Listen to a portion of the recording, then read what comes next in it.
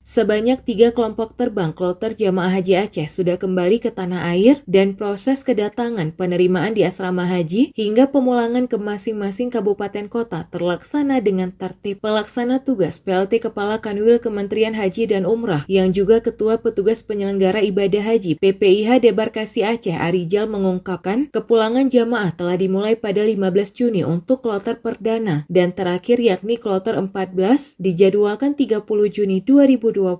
Pihaknya bersama stakeholder terkait berupaya memberi pelayanan terbaik kepada seluruh jamaah. Uang sampai dengan 14 kepulangannya lewat Madinah. Kalau ini kloter 1 kepulangannya lewat Jeddah, tapi tentu kloter berikutnya akan pulang lewat Madinah. Dan tetap berterima kasih atas ketertiban yang Bapak sampaikan kepada panitia.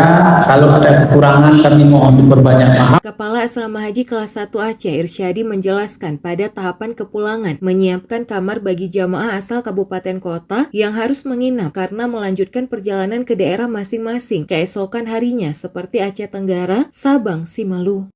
Namun kalau di masa debarkasi ini hanya jamaah-jamaah yang membutuhkan fasilitas seperti jamaah Aceh Tenggara karena dia menunggu jadwal pemberangkatan kembali dengan pesawat, dan juga seperti jamaah Sabang dan Simelu yang menunggu jadwal pemberangkatan kapal.